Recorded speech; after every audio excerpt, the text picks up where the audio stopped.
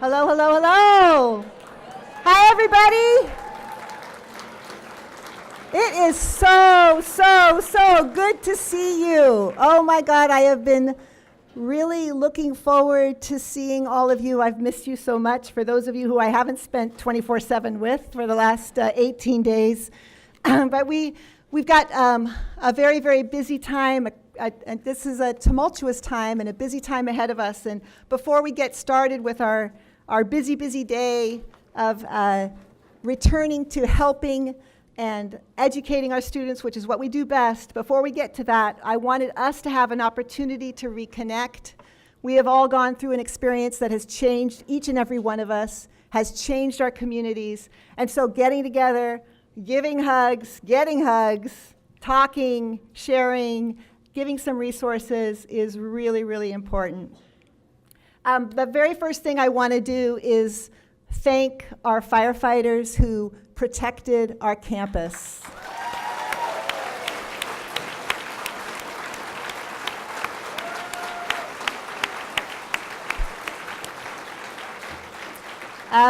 You probably heard the fire surrounded the campus on 3 sides, and we had firefighters staged here, and they just fought it valiantly and protected and kept our campus intact. So it's I'm really, really pleased that that's happened. So I'm going to say where's the sheriff? Okay, all right. Sheriff Honeas here, so let me bring him up to say that. Yeah.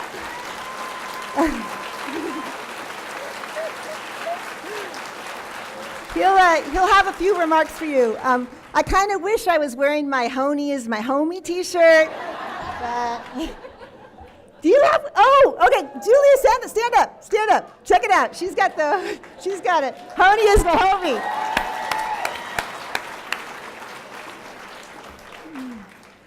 We are so blessed and lucky to have someone with such compassionate and steadfast leadership in charge of our sheriff's office. So thank you so much. And you'll get to hear a few words from him. And I'm going to say that his success is basically due to his time at Butte College as a Butte College student. He learned everything he knows right here, right? All right. So on 20th Street, there is a handwritten sign that showed up after the fire, and it says, "Love is thicker than smoke." Have you seen it? So every time I drive by that sign, I think of you. I think of our Butte College family. Because what I have seen in the last 18 days is an abundance of love. Love is a very, very powerful force, and it has been in abundance among all of you. It's been in abundance in our community, but I'm going to focus on what's happening at Butte College. So I saw love and abundance with our facility staff who have been here.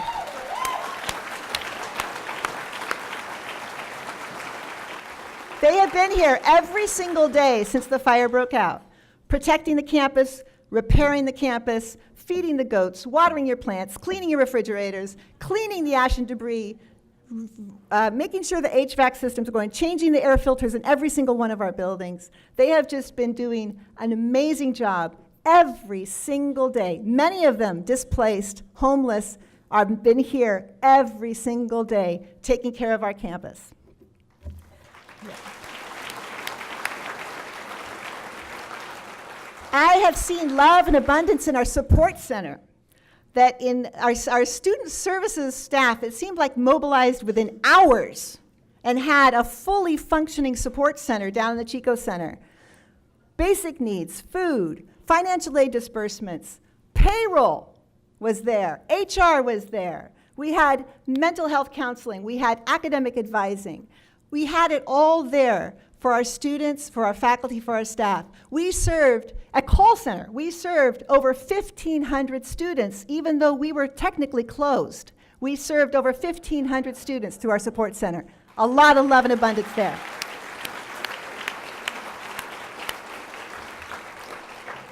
I've seen love and abundance among our instructional, faculty, and staff, our deans and directors. Every one of our classes has been covered for the rest of the semester. Every student is going to have a class to go to for the rest of the semester. Our athletic director and our coaches made sure that our teams were able to continue their competition. All of our teams happen to be in post-season play because they're so good, and they needed to have places to play. And our coaches have made sure that they are able to continue to compete. I've seen love and abundance in our sister colleges. Shasta College opened up their play fields for us. They've sent us a security officer. Other colleges are sending us staff. Their foundations are sending us money.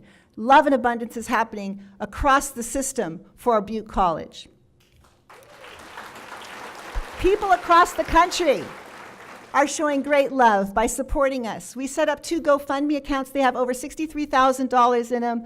And then our foundation showed great love and abundance.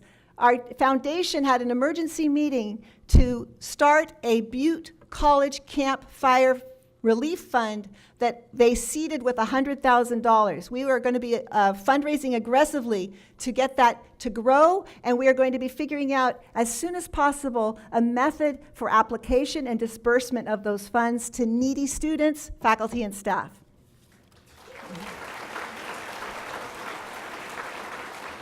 And then finally, there is such tremendous love in abundance among all of you who have opened your arms to help those of your colleagues that are been displaced. So many of you have opened your arms, you're taking people in, you're doing everything you can, you're out in the community, you're serving food, you're donating, you're contributing in so many, many ways. Some of you have lost your homes, and yet you are here today, turning your attention to work, turning your attention to our students. The stories of love, the stories of courage, the stories of generosity abound. We all have them, and they break my heart, and they fill my heart with pride. The stories of heartbreak also, the stories of trauma, and such selfless acts of heroism that we have heard are just, they're mind-boggling, they're heartbreaking, but they also are just such testaments to the spirit that is the Butte College family, and I'm so proud of each and every one of you, and so grateful to be able to serve all of you. So I want to tell you why this moment is so very important. Our communities have been hit by a catastrophic event. And in times of crisis, the continuation of institutions is very important. The return to a semblance of normalcy is very important. Providing a ballast, providing purpose. This is very, very important. Education is important, and that's what we do. Education provides opportunity and choice, and we need to be here for our students so they can continue what they started out doing, so that they can be here to finish the semester, to continue on their pathways. All of our students have got goals, and we need to be here for them so they can complete their short-term goals and continue with their long-term goals. Education provides that way forward for all of them. I'm going to tell you a little story. I grew up in Beirut, Lebanon. And the war broke out in Lebanon when I was in 9th grade. A month into my 9th grade year, school was closed because there was fighting everywhere. We didn't know what was going to happen day in, day out. 2 weeks later, our school opened. And I remember going to school that first day, and there was this courtyard, closed courtyard, where I used to meet my friends before school. And I remember going in there, and there were 2 people sitting in that courtyard. I was the third one, and we sat and we waited for our classmates to come in. Out of 400 students in that school, less than 50 returned. However, the bell rang, and we went into class. And we had teachers there, and they taught us, they gave us homework, and they gave us a sense of normalcy. They gave us a ballast, something that a period that we were not thinking about war. We were not thinking about the fact that we didn't have electricity. Where was the water going to come from? Where was the bread going to come from? We had class, we had education, and we were learning. So every year, so the war went on for 15 years. I wasn't there for 15 years, but the war was there for 15 years, and every year there was a graduating class. My graduating class had 18 students in it, but we had a graduating class. We were not the most focused students. But we were there, our teachers were there. So since this crisis has hit, those memories have been flooding back to me. And I'm remembering how important it was to have school at that time. We're in a different kind of crisis here, but that importance is just as necessary. That importance is here. So it won't be easy. There are a lot of unknowns, but we must keep our focus on maintaining our core operations. We must keep our focus on taking care of our displaced colleagues, and we must keep our focus on helping our students complete this semester. Short-term goals, help them complete this semester. Over 100 of our colleagues have lost their homes, or their homes are in such a situation they can't return to them. Every one of you has been impacted by this. Every department, every area. Many of our departments are going to be short-staffed. I ask you to be patient. Be kind, be patient with each other. This is really important. This is not business as usual. Every instructor, you're going to have students in your classes who have lost their homes, or they're going to show up and they don't have textbooks, they don't have class notes, they don't have their laptop, they may be in shock, they've experienced trauma. Over 400 of our students are in that situation. Another 200 of our students are sheltering family and friends, so their stress is of a different kind. So we need to be creative as we help them. We need to be, my mantra, leniency, flexibility, and grace.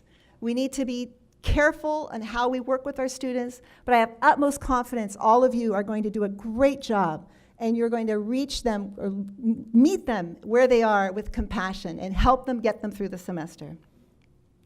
So there are short-term challenges that I've mentioned, and it's 3 weeks. I'm focused on these 3 weeks. I think the rest of you may be focused on one day. I'm focused on more than that, but 3 weeks.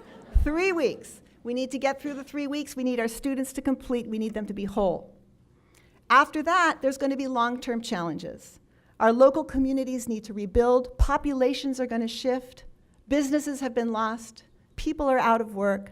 Other businesses are going to be booming.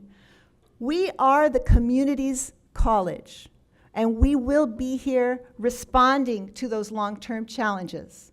We will be here to provide education to our students, provide training, because that's what we do, and we do it the best of any other college I know. And that's what we will continue to do, and that's what we're going to be focused on. We've all been changed by this experience. But the Butte College family, we are resilient, just like the Sierra Nevada beer. We are resilient. We are resourceful. We are a family. We are Butte strong. Thank you, Becca Hansen and her team, for putting the signs up here. We are in this together. We are in this together. We're not alone. So what I'm going to do is I'm going to ask the sheriff to come up and just say hi to you and tell about what a wonderful experience he had at Butte College. No, just kidding. So, yeah.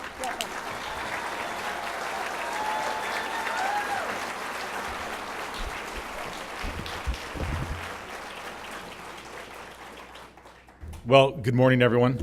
Dr. Yaqub, thank you very much for that very warm welcome, and thank you all for the very warm welcome as well. I'll tell you, it's interesting to be in this position. I think that we could all say that because we all have this collective experience.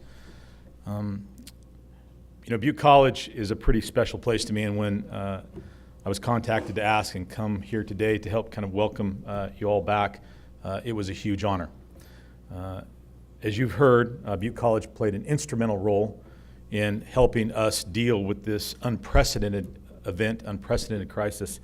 Our law enforcement command was centered here at Butte College. We operated out of here, and we fought the fight from this location right here. I was here when it was surrounded by fire, and we just kept going, and largely supported by the great people that work here in this incredible facility. So we are very, very thankful for that. I know that many of you have been personally impacted by this. Many of you have lost homes, you've been displaced. I am so sorry for what you're going through. What's interesting to me is that this is a tragedy that has been visited upon our entire community, and everybody has been impacted in one form or another. And we have a long road ahead. We have a lot to do to get down the road in terms of recovery. But one of the things that just absolutely amazes me as I go around is, as Dr. Yaqub said, the resilience of this community, the character of this community. I continue to hear these incredible stories of heroism and compassion and just resiliency. I've talked to so many people who've lost their homes, and I say, how are you doing? And oftentimes, the majority of the time, their response is, I'm doing great. And it's amazing to think that someone in that position has that response. But I think it goes to the quality of the character of the people who live in this community, of what makes up this community. Now, you know from what you've heard so far, I am an alum of Butte College. That's right.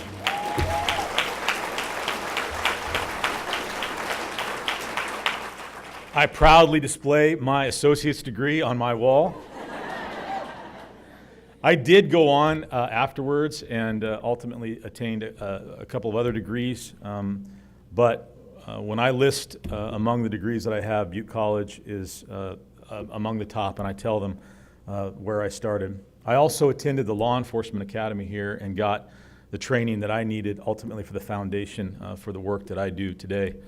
But I want to tell you that that day, I was up in Paradise, and I have no other way to describe it other than it seemed like hell on earth, if you can imagine what that would have been like, and I know many of you probably experienced the same thing. And I had many of our law enforcement officers, firefighters, emergency medical folks that were in that area, and there was some incredibly heroic work being done, lives being saved, lives being put at risk. And what's interesting is when I think back to those people, many of those people got their start here. They got their foundation here. And it's not just the public safety folks. This crisis has required us to pull and call upon so many different disciplines to help us through this. Social workers are coming to help people. They've got their start here. Medical professionals, science of all nature. We rely heavily on anthropologists right now. All of these disciplines that are available here that you are all part of helping prepare people for those futures are being utilized and brought to bear in this particular circumstance. I tell you that because the work that you do is incredibly important.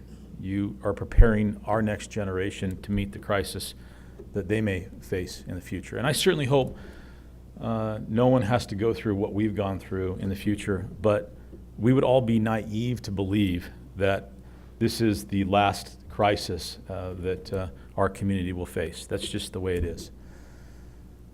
So,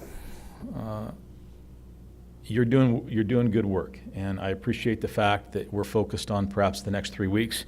That's a good thing to do, but beyond that, what you're doing to prepare the students that are here is important work, because the fact of the matter is, you never know. When you're a graduate of Butte College, one day you might be in a situation that is unprecedented in nature, where the entire world is watching, and you've got to perform based on what you've learned along the way and the support that you have. And so I really do appreciate all of that. I got to tell you, we've got a long road ahead of us, and you all know that.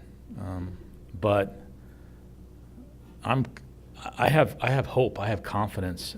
I believe in us as a community, and I believe that Butte College, as part of the foundational elements of that community, is going to play an instrumental role in that.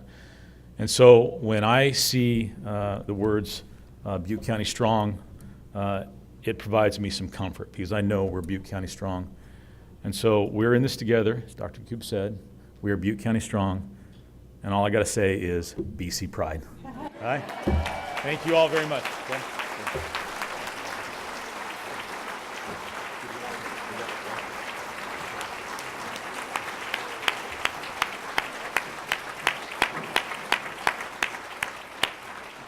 So I'm going to turn it over now for you to spend time with one another, talk to each other, go to these folks if you have any questions. And I wish you a great first day back. Be kind to one another. Leniency, flexibility, grace, sensitivity, patience. Thank you all. I'm so proud of all of you. Thank you very much.